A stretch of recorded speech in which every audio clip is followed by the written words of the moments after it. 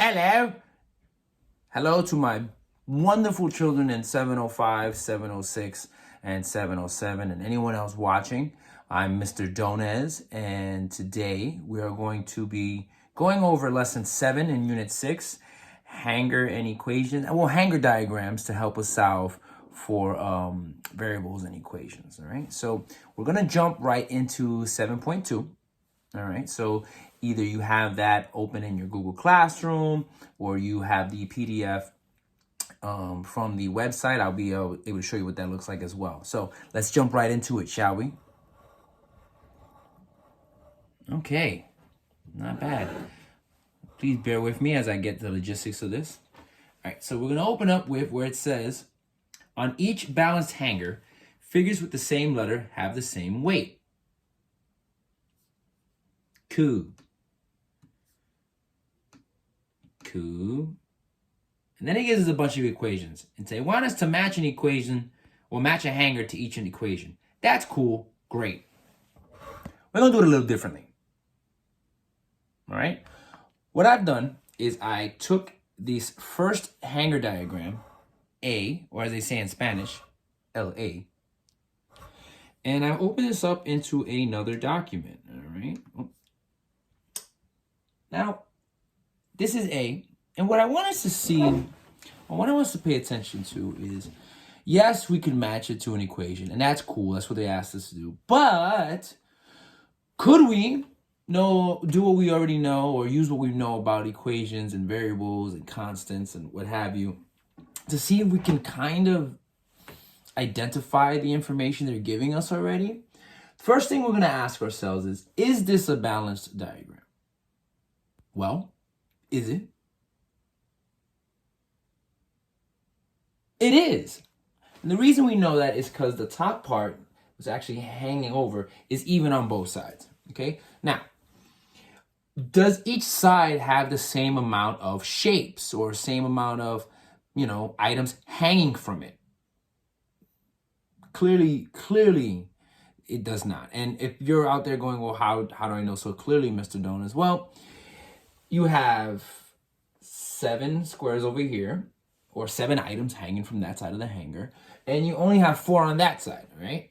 Now, this isn't a matter of, 7 is more than 4, why is it lopsided? Well, each of these shapes carries a different value. So what I'm first going to do is I'm going to work on this side of the hanger, okay? Bring up my pen, and I'm going to use the green highlighter to highlight how many of these squares do I have over here with the number 1 in them. And if you look closely, they do have the number 1 in them if you're following along on your Google Chromebook, all right, or your PDF file. We got 1, 2, 3, 4, 5, 6, 7. We have 7 squares on this side. I'm going to write the number 7 here. Matter of fact, what I'm going to do is I'm going to scroll up just a little bit, and right above it, I'm going to put the number 7 in red. Actually, I'm going to use green.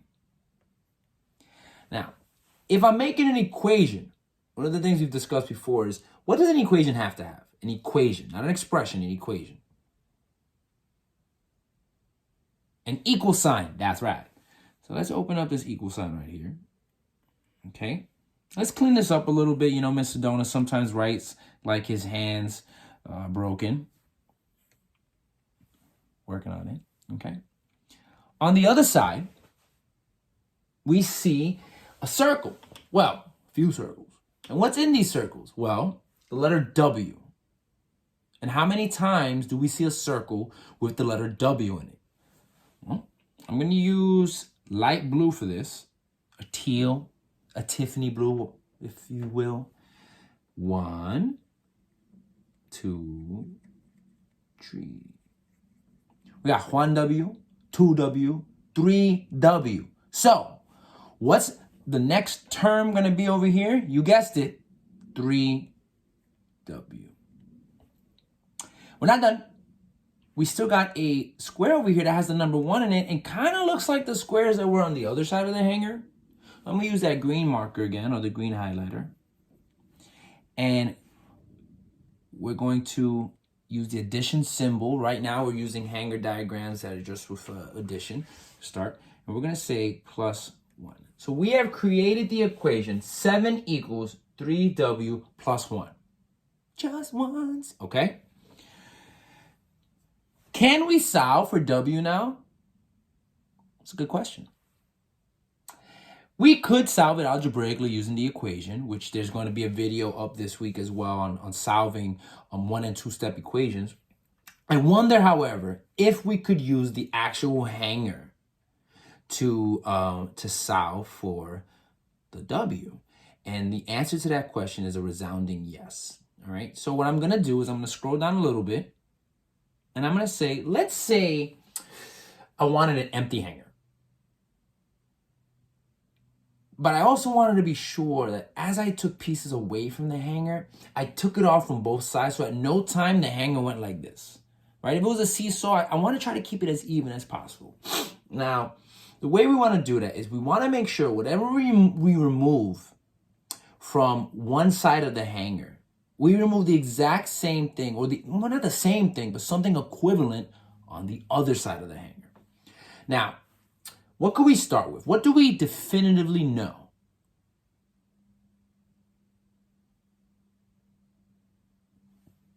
Okay, well, what don't we know? We don't know the W's. But we do know that these squares have the number 1 in them. So what I'm going to do is I'm going to remove this number 1 from here. Now, if I just did it on this side of the hanger, what's going to happen is it's going to teeter. We don't want that. So if I take away 1 from this side, I got to take 1 away from the other. So now we're left with these 3 circles. 1, 2, and 3. 1, let me get this a little darker. 1, 2, and 3. And 6 boxes on the other side. And if you're sitting there going, oh, I know what the answer is, slow down. Let's say I decided to take off a W. We have 3 W's and we have 1, 2, 3, 4, 5, 6. And I gotta ask myself, what's the relationship between the number 3, or what's one of the relationships between the number 6, which is how many boxes we have left over here. And let me just darken this box out a little bit more so we see that it's not there. What's the relationship we have between the number 6 and the number 3?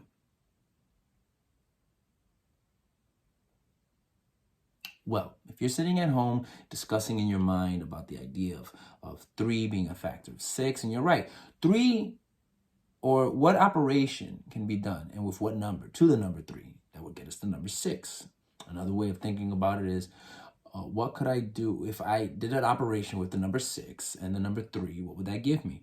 And the relationship, or the common number that comes up, is the number 2. 6 divided by 3 is 2. 3 times 2 is 6. And 6 divided by 2 is 3.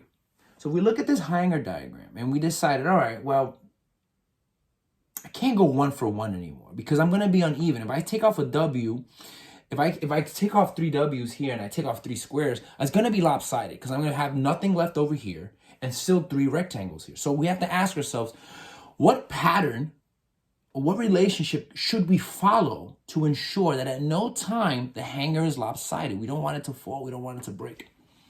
And what I'd like for you to see, I'm going to show you as I zoom in just a little bit more. Okay, enhance, and oops,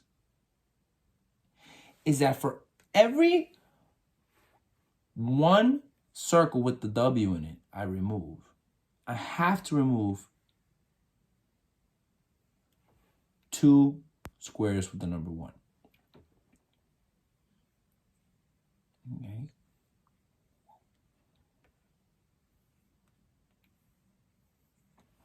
So now, if I did that one at a time,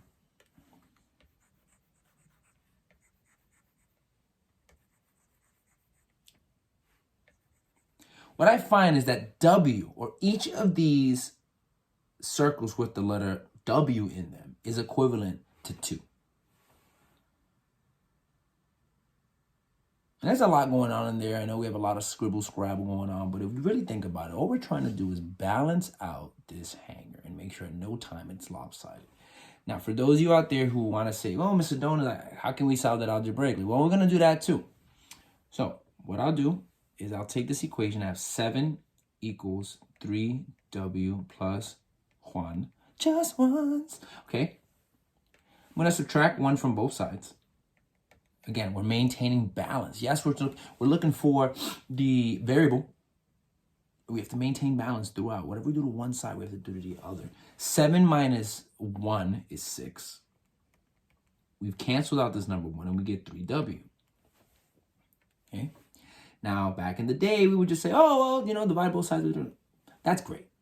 Let's just ask ourselves, number sense wise, my friend Jose Wilson the other day talked about number sense, and we ask ourselves, what number, we have this 3w, 6, what number multiplied to 3 gives us 6? That number is 2. We want to verify that though. We're going to divide both sides by the number 3. A fraction in and of itself, the definition of a fraction is a piece. So when you have a fraction, it's understood, or we have to understand that a fraction is division. So this goes away. We have w. This cancels out. And 6 over 3, or 6 divided by 3, is 2. And there we go. That 2 is w, or w is 2. Another way to look at it is if you have 6 over 3, and it was a fraction, or it is a fraction, you were asked to simplify it. Well, the common factor they have is 3. 6 divided by 3 will give you 2, and 3 divided by 3 will give you 1. So 2 over 1 would simplify to 2 equals w. All right. Who wants to do one more? Okay, let's do one more. Ooh. Let's take the snipping tool and let's do D. Okay.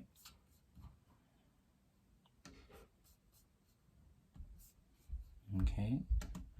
A lot of you out there are seeing the process, the way the mind works, with the mathnicity, the mathosity, so to speak. Okay, shrink it that. Okay.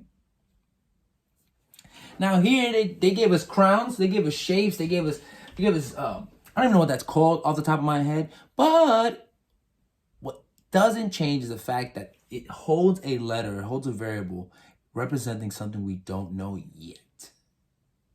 Okay, so what we're gonna do, okay, is I'm going to take the color purple, right? And we're gonna go with the green again. I like the green. 1, 2, 3, 4, 5, 6. And then I'm gonna look at the other side and see that I also have squares with number 1 in them. And then I'm gonna use this blue again, this Tiffany blue. Okay. Now, before we go about writing the equation, we're gonna go back and forth. We're gonna cancel things out. We're gonna cancel numbers out that we know in order to keep the balance of the hanger. So if I go, let's just pick this letter here.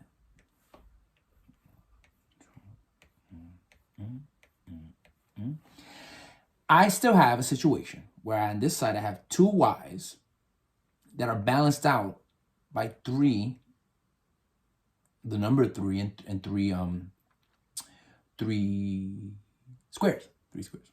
Now if I went about going and canceling over again, I'm gonna have a situation where I have nothing on this side and the number 1 over there. That's lopsided. That's not balanced. So I can't do that. I have to ask myself. Or another way to look at it is, if, for example, I had 2 items on my side of the hanger, and they were equivalent to your 3 items, what's the rate? Not the rate. What is my item worth in relationship to your items? Well, we have a situation where we can't go 1 for 1. If we went 1 for 1, let's say we did go 1 for 1. If I drew a line from this number, and I'm gonna zoom in actually here again.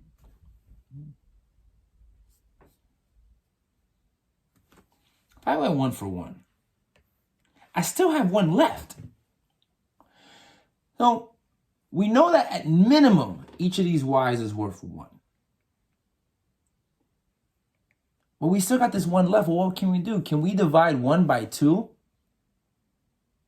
Yes, we can. What is 1 divided by 2? What is the quotient of 1 when you divide it by 2.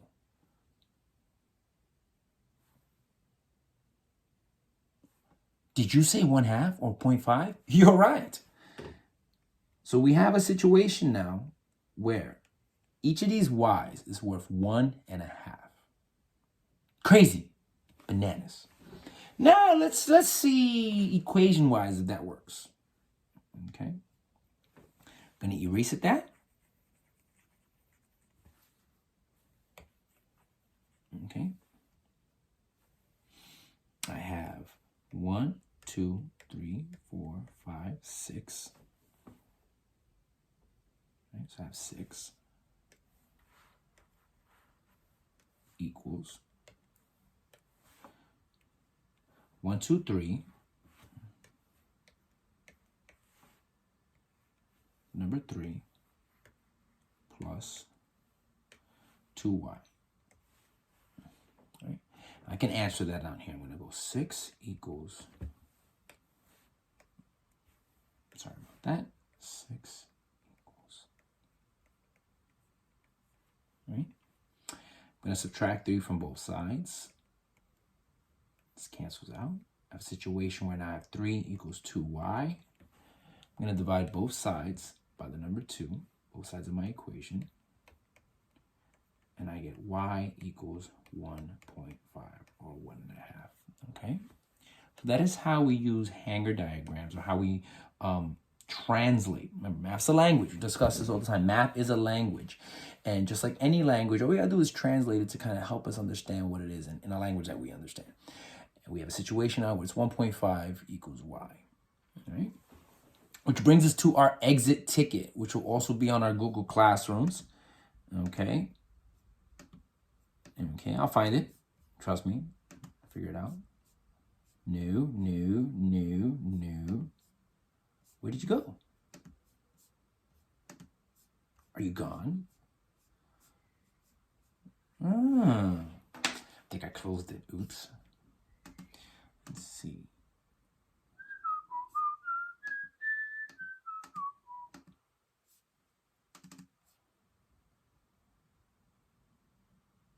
I'll get it.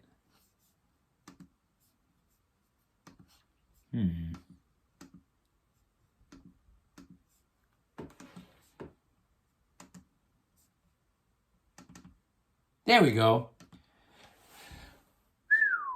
That was scary.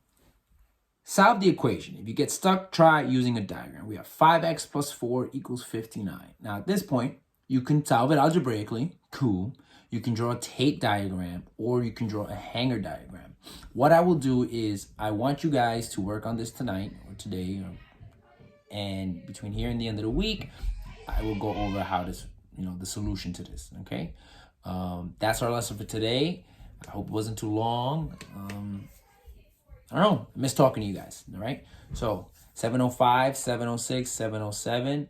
Everyone out there in math land, appreciate you, miss you, and I hope this was helpful and informative.